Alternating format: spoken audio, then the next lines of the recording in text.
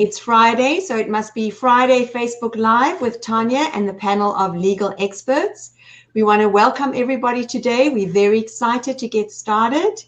I have on the panel Maria Schneider, who is sitting in for Chris Musello, also Carl Schifterman, and Jacob Sapachnik, who's calling in from DC, right, Jacob? Yeah. And your Wi-Fi seems a little better, Jacob. So yeah, it's better. Yeah. I'm literally a block from the White House. Ah, okay. Well, go put in a good word for us, right? Okay, sounds good. So today we're going to continue with our usual process.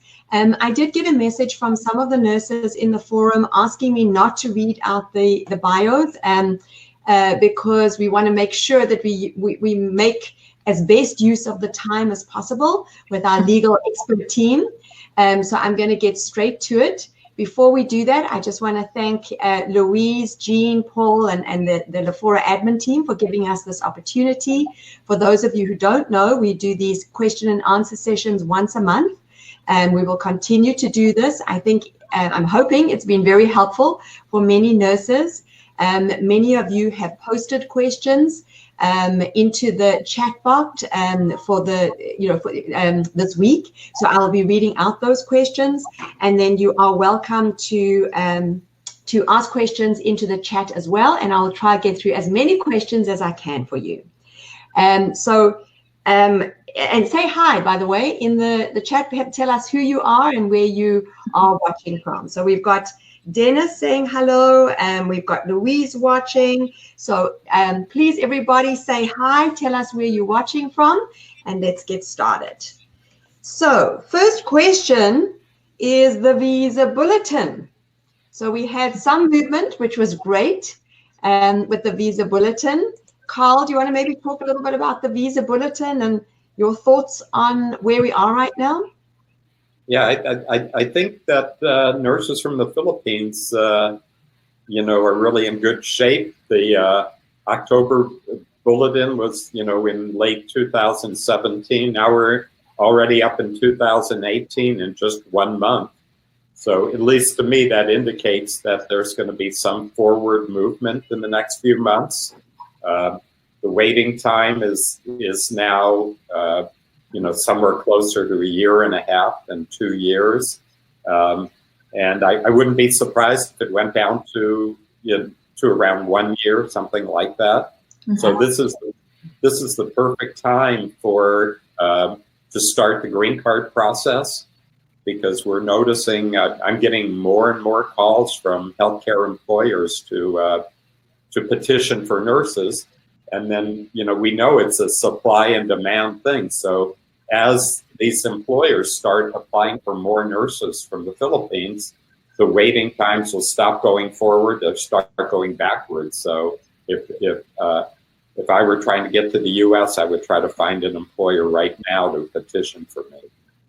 Yeah, I don't know, Jacob and Maria, if you agree with Carl, but I certainly do. I mean, we're getting more and more calls every single day from both hospitals and nursing homes across the country.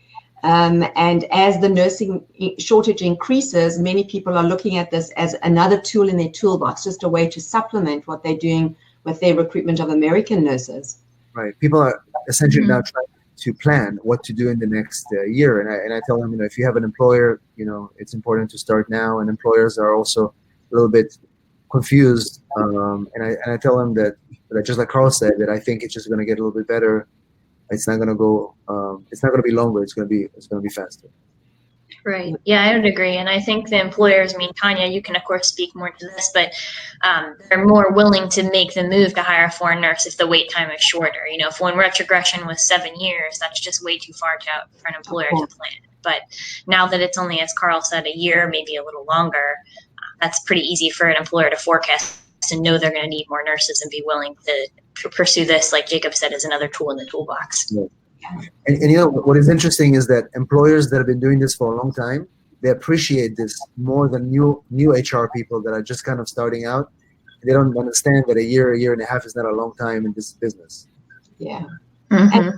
Yeah, and I think the thing is also, it's, you know, for many of the organizations that we work with, it's not like they can say this time next year the nursing shortage is going to get better, or something's going to happen, the nursing shortage is going to get better. We all know it's only going to get worse. So that's where many organizations are looking at this, you know, as we said, it's really as a supplement.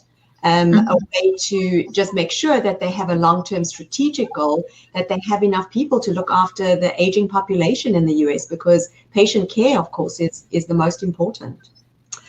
Okay, so we've got a lot of people joining us today. Welcome, everybody. So we've got Chris from the Philippines, we've got Christian from the Philippines, Chi, we've got Maple, Cheryl, Madilta, Grace, Pamela, Lisa, Cheryl from Dubai. So welcome, everybody. We're so excited to have you here. And I'm going to move to the questions that were posted into the forum. And we'll just go through them one by one and get through as many as we can for you. So the first question that was posted was sent to Louise, and it was a confidential. And for everybody just watching, it's fine to send your questions confidential. We understand sometimes you feel a little shy or worried to put your name to it, and that's perfectly fine. So no problem with that. So the question was, I saw your post with the Kinetics will hold the Facebook Live session again. I need your help. The situation is the applicant got married in 1998, but never lived together because they got separated. The guy went to the US in 2003 and stayed in the US and is now out of status. Now the applicant, the girl, and I think that the girl is the one putting the question, has the US application, and she has no choice to declare that she's married, since it will appear in the PSA. My question is, will the girl's petition be affected if the husband by document is out of status in the US? The girl will not include her in the petition, just declare in the records. What is the implications of this situation? So it's a more unusual situation. Maria. So actually, oh, Jacob, sorry. No, go right ahead. No. Okay. I just have a similar case, so that's why it's not a nursing case, but it's a family from India. But the situation is that the person is applying, and her spouse is undocumented, is overstaying the U.S. for years. And in our case, the case went to further administrative processing. The consular is further. He appreciated the fact that she was honest about it.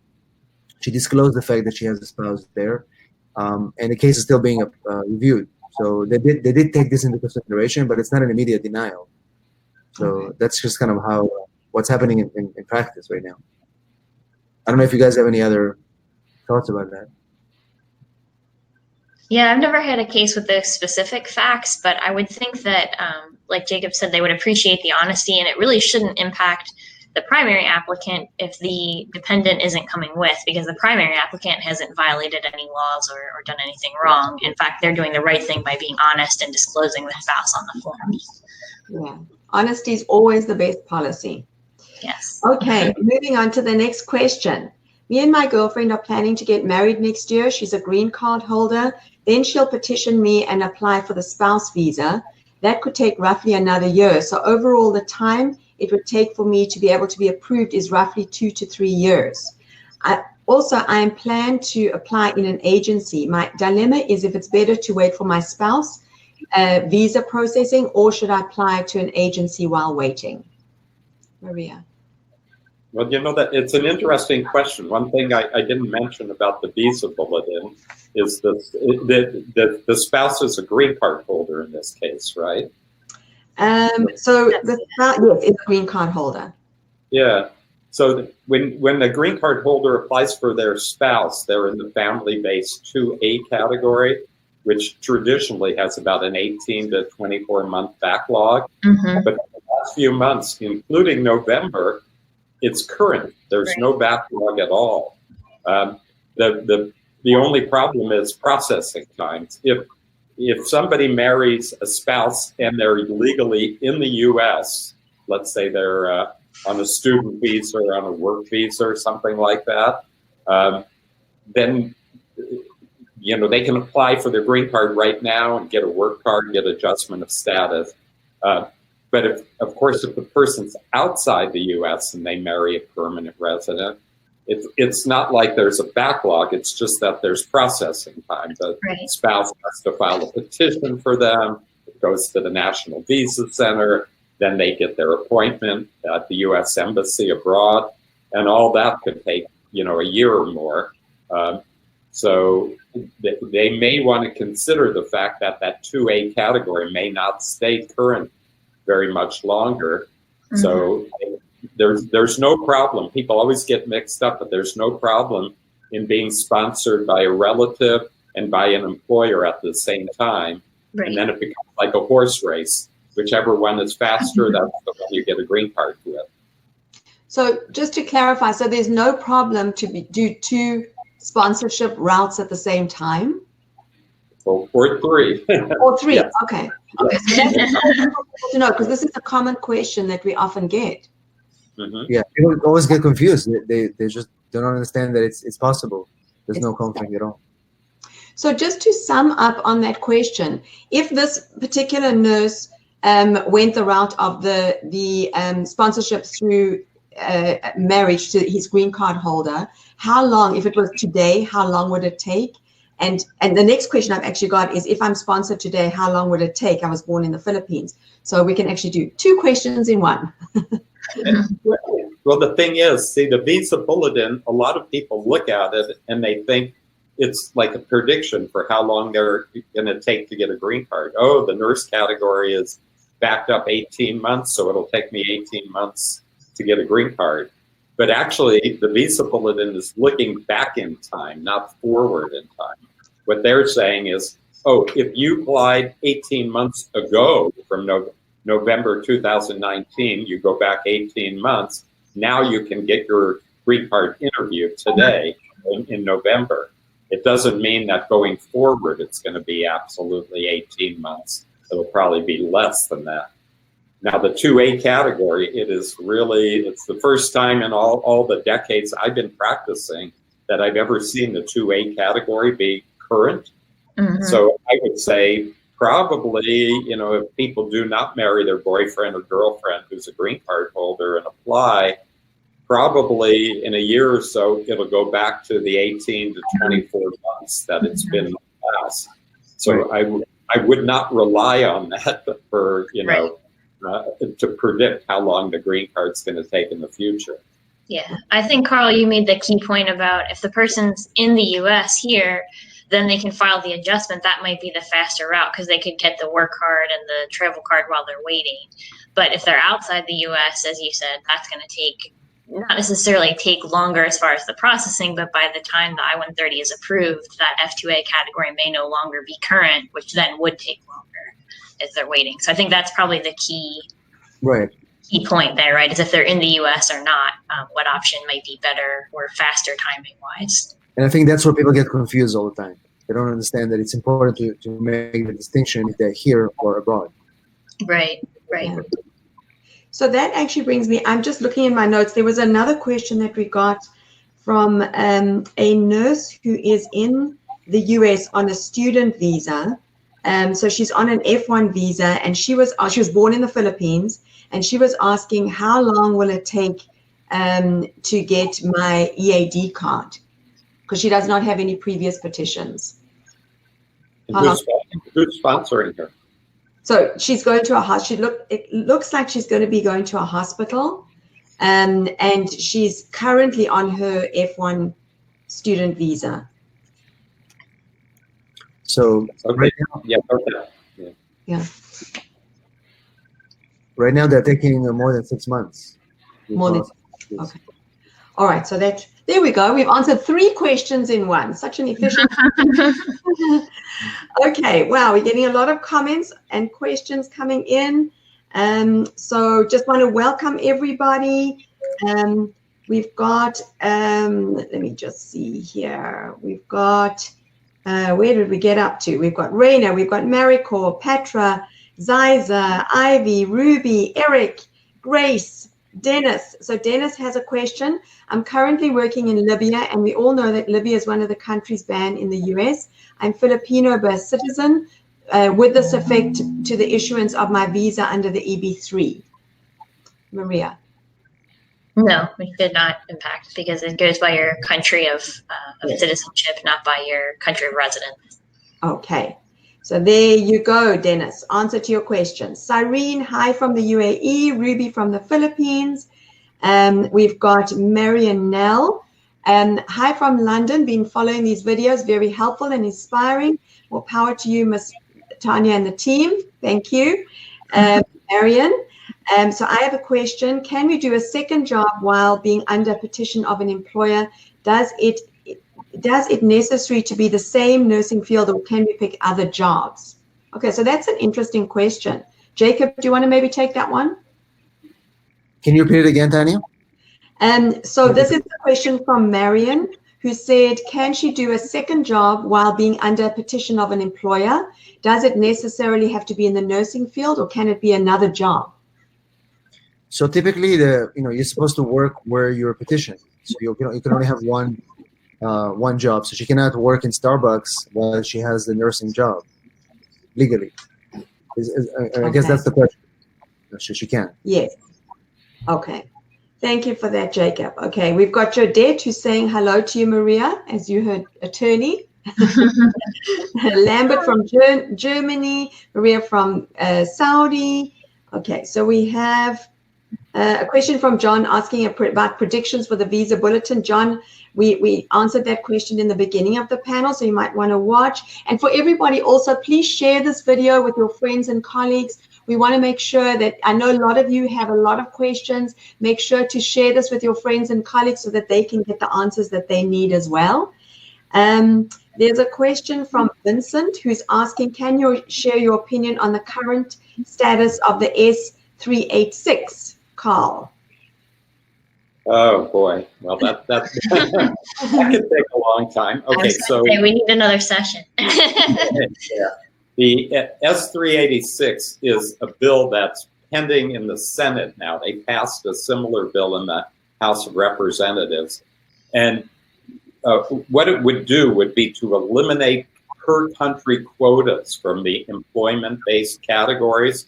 Right now, only 7% of the people in any one country can get green cards through employment in a year. And the big problem is that the temporary visas don't have that kind of quota. So right now, over 50% of the people that get H-1Bs, for instance, their professional visas, are from India, mostly IT workers, but other types of professionals as well.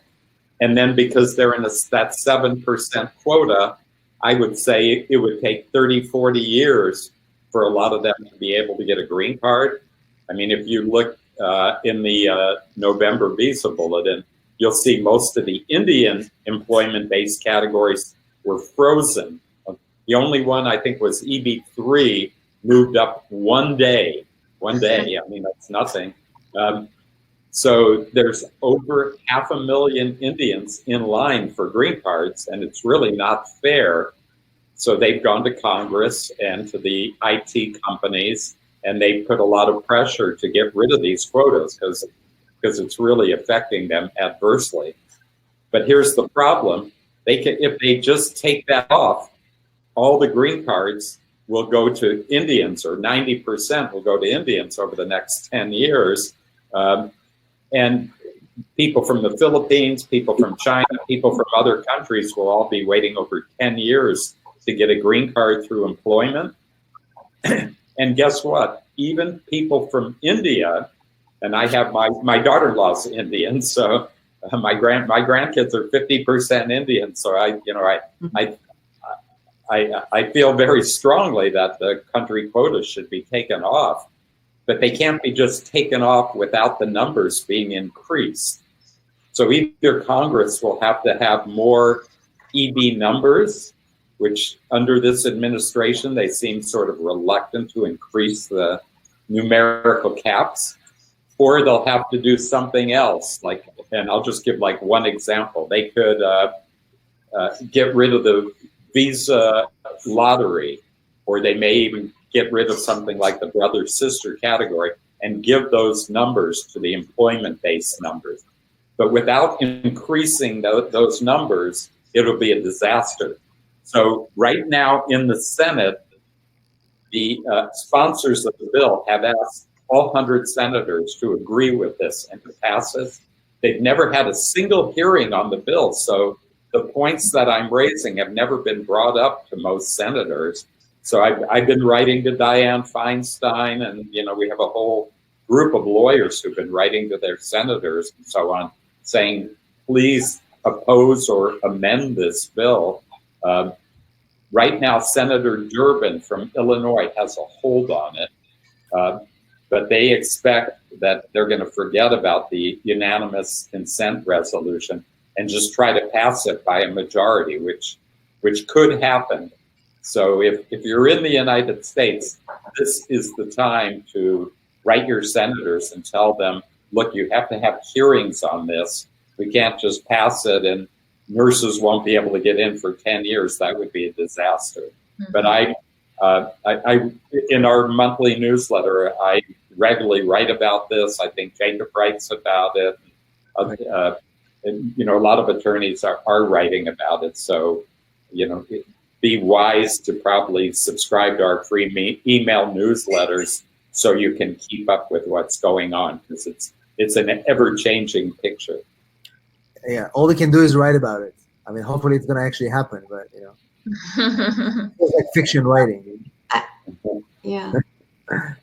I think the key thing though at this time is that, there's nothing concrete that we can say has happened in terms of that.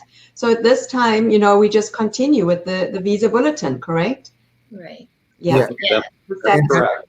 And even if it passes the Senate, it still has to be sort of matched up with the House's version of the bill, and then the president has to sign it. So we're a long way, I think, from any of the laws actually changing.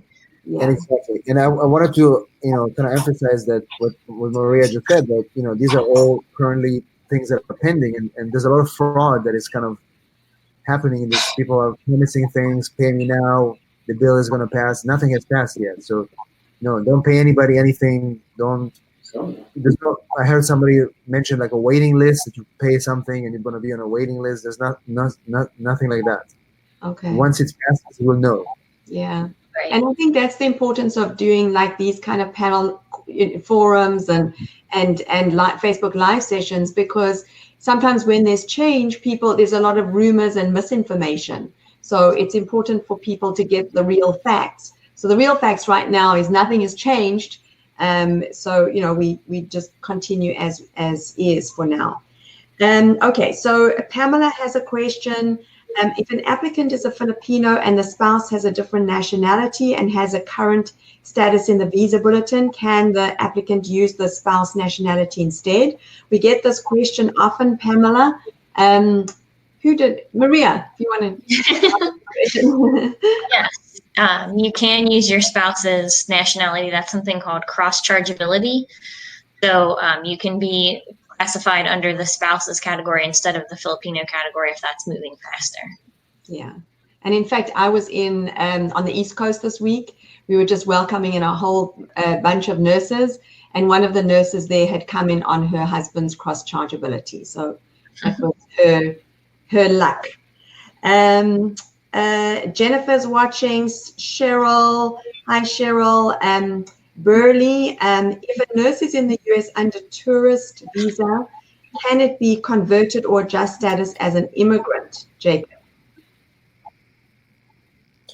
So the problem is that because of the long wait over more than a year, if they're here on a tourist, they're not going to make it. They're not going to have time to do the adjustment by the time we have all the approvals. So unless they change to a different status and maintain their status all this time, they're going to do it. But strictly from the tourists, I don't see it's happening.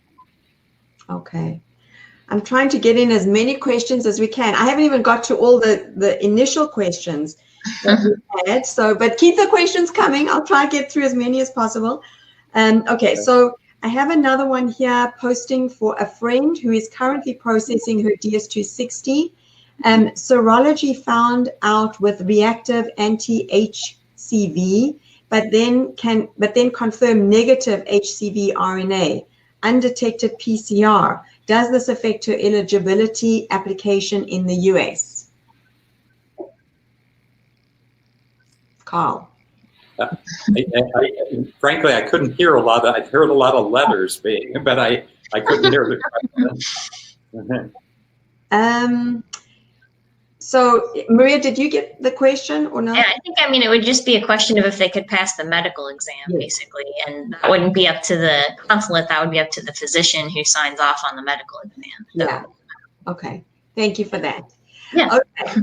Moving on to the next question. What is the difference between the filing date and the final action date? This is a question that we get often as well, because it can also be confusing on the visa bulletin. Maria, do you want to go into detail with that one? Sure. Yeah. So the final action date is the date where they're actually processing the cases at the NVC. The filing date is the date where you can submit your paperwork. So you'll get something once your data is current on the filing dates chart called a fee bill, assuming that you're outside the United States. You'll want to work with your sponsoring employer and your recruiter or whomever is on your team to get that fee bill paid and submit your civil documents to the NVC. And then once your date becomes current on the final action dates chart, they'll transfer the case over to the embassy and schedule you for an interview. So the filing date is sort of the, like Carl was talking about before, it's not predictive of what's happening, but they're kind of giving you an idea that they think it's going to move forward. So they're going to go ahead and collect your documents so that when the date does become current on the final action chart, they've already got your documents kind of waiting in a file, and they can move that much faster. Okay. So that's kind of the key difference is you're not ready for a visa until you get on the final action chart, but the filing date is when you'll prepare your documentation. Okay, yeah, that clarifies things. That's a question that we actually get very often because it can be very confusing. We have a question. So we've got Brian, Nora, Janine, Cheska. Cheska has a question. If currently on another agency and want to change agency, will that be possible, provided that settlement to the previous agency is possible? What will happen to the current application? Can it be continued, or another application is needed, or another priority date application is needed? Carl, you want to maybe discuss that one? Yeah, I mean, if agency, let's call them agency A and B. If agency A has already got a visa bulletin approved, then you retain that priority date, your place in line, and agency B can file a petition for you and ask for the original priority date. But if it's just pending, it really doesn't do you any good. Agency A is obviously going to withdraw that petition, and agency B would have to start from the beginning. Okay.